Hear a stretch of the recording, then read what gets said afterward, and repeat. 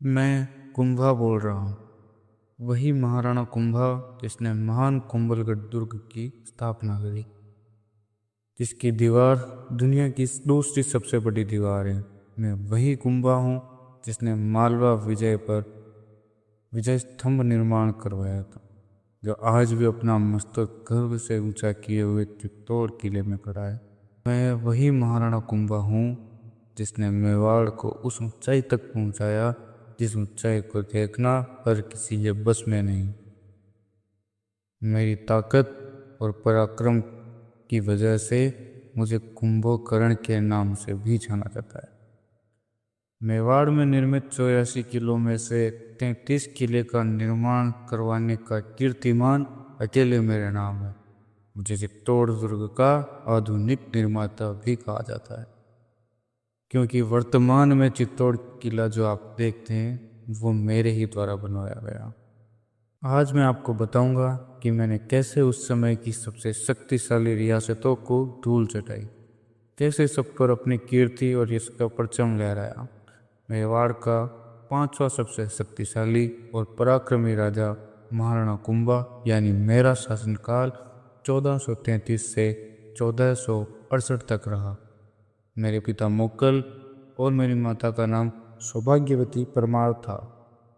मैं मेवाड़ के भीष्म पितामह की उपाधि लेने वाले चुंडा का भतीजा हूँ, जिन्होंने अपने सौतेले भाई मोकल यानी मेरे पिता के लिए राजगद्दी का त्याग कर दिया।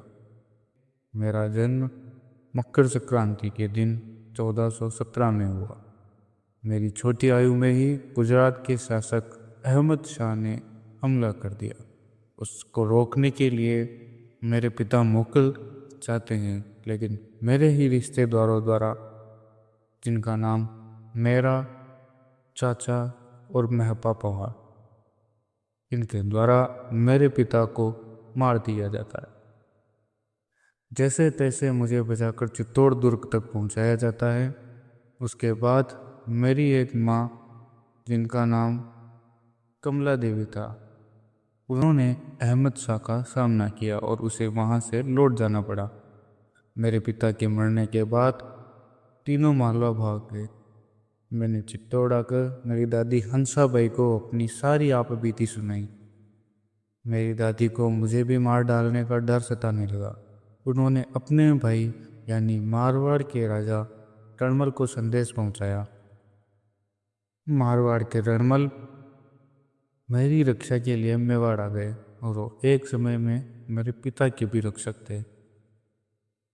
राणा रणमल बहुत ही साहसी और पराक्रमी थे। उनका विशालकाय शरीर देखकर ही उनसे कोई लड़ने की चेष्टा नहीं करता था।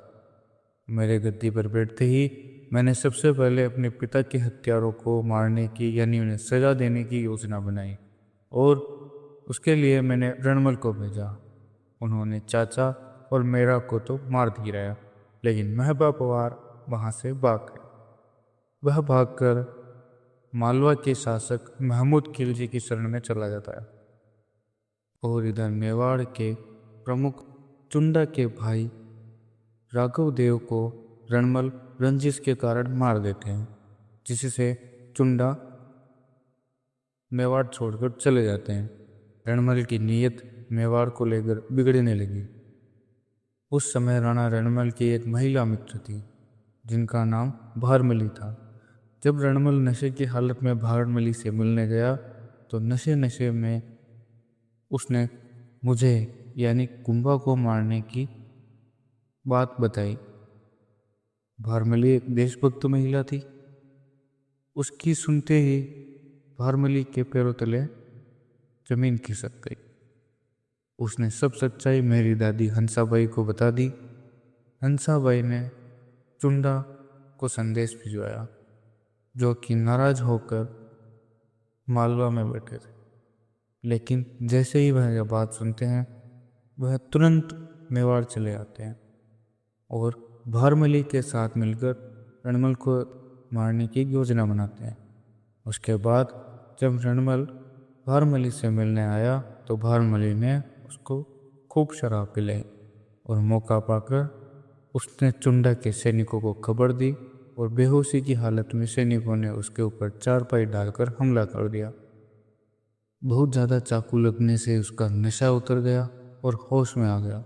घायल अवस्था में भी उसने सैनिकों समेत चारपाई को उठा लिया और कई सैनिकों का सामना करते हुए सैनिकों को मौत के घाट उतार दिया। इससे आप अंदाज़ा लगा सकते हैं कि वो कितना शक्तिशाली आदमी था। जैसे तैसे चुंडा के सैनिक उसको मार देते हैं। संगीत सुनने वाला राव जोधा था, जो कि रणमल का पुत्र था, लेकिन संगीतकार उसे संगीत की लय में बताते हैं कि भाग जोधा भाग, थारो रणमल मर जाए। लेकिन जोधा अपने जूते चप्पल हाथ में लेकर भाग चुका था। कुंभा ने यानी मैंने उसका पीछा किया, लेकिन वह बचकर निकल गया और चुंडा ने उसके राज्य मंडोर पर अपना अधिकार जमा लिया।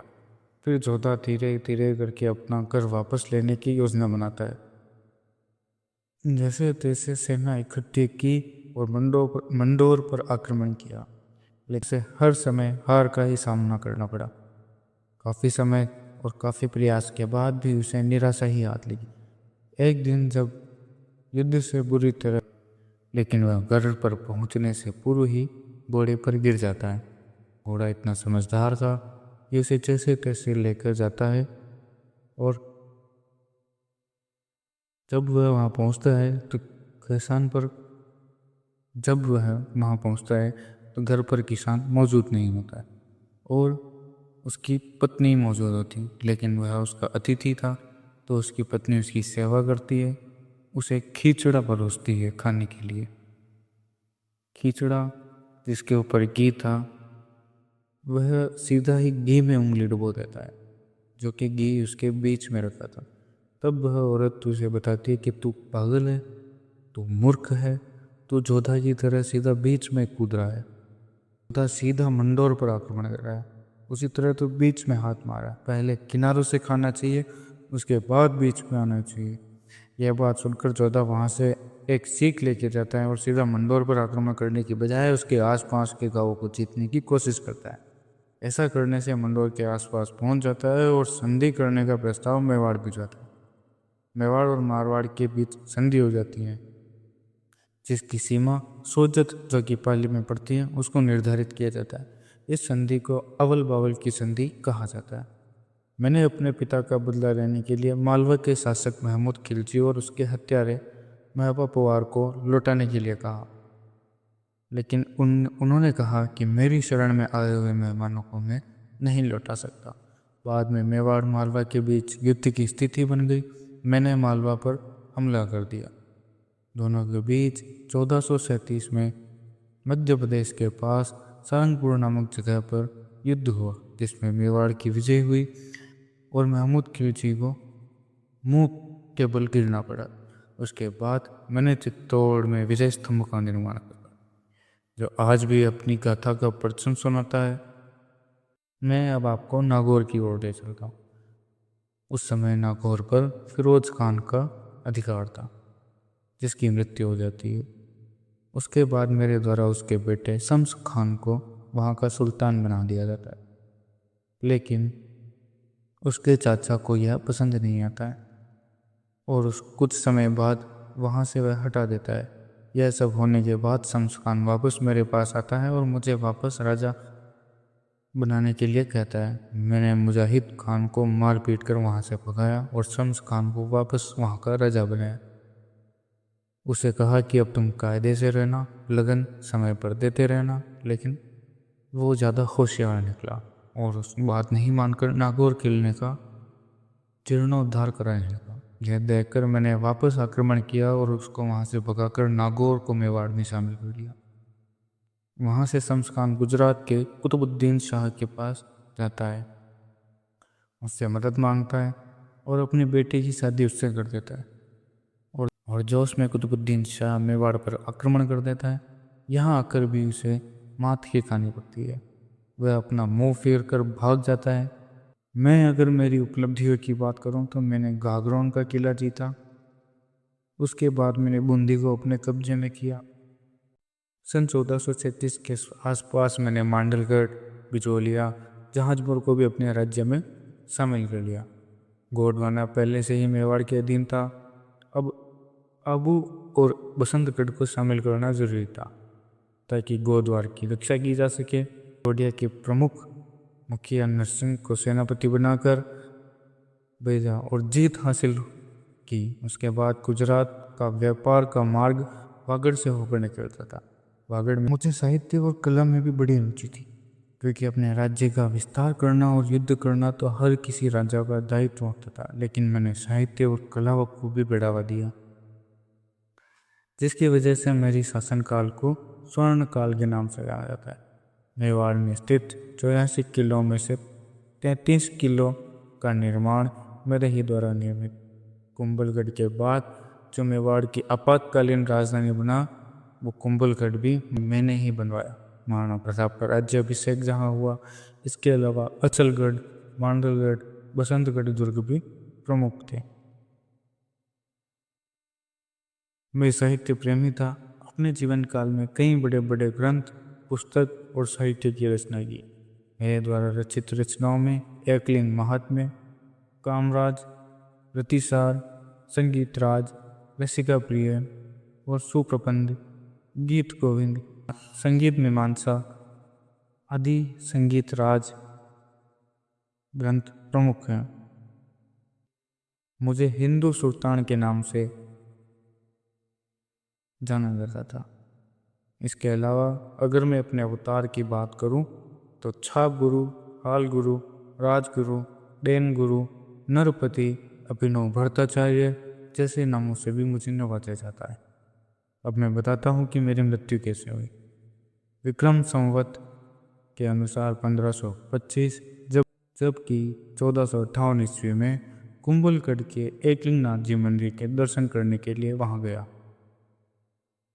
एकलिंगनाथ जी के दर्शन कर लिए और अपने दरबार में चला गया। मैंने एक हाथ में तलवार लेकर बोला, कामधेनु तांडव कीजिए, क्योंकि मैं उस समय उन्मादी रोग से ग्रसित हो गया और मुझे बताया गया कि मेरी जो मृत्यु होगी वो किसी चारण जाति के व्यक्ति द्वारा होगी। मैंने यह सुनकर सभी चारण को राज्य से निष्कासित कर दिया। एक दिन मैं कुंभलगढ़ के किले के कटारगढ़ की उत्तर की तरफ मामादेव कुंड के नामक स्थान पर घूम रहा था। शाम का समय था। तभी मेरा पुत्र उदयकरण वहाँ आता है और अपनी तलवार निकालकर मुझे मौत के घाट उतार देते हैं। इस वजह से मेरे पुत्र उदयकरण को मेवाड़ का पितृहंता भी कहा जाता है। और इसी के साथ एक महान पराक्रमी और साहित्य प्रेमी व्यक्ति का अंत हो गया। दोस्तों, मेवाड़ इतना शक्तिशाली बनाने में महाराणा कुंभा का बहुत योगदान रहा। इसके लिए इस वीडियो को अधिक से अधिक शेयर करें, अपने पूर्वजों को सम्मान दें और हमारी सहायता करने के लिए चैनल को सब्सक्राइब करके बेल आइकन को प्रेस करना ना भूलें। और मिलते हैं एक ऐसे ही महान व्यक्ति के साथ। तब तक के लिए नमस्कार। जय हिंद, जय भारत, गौरव गाथा।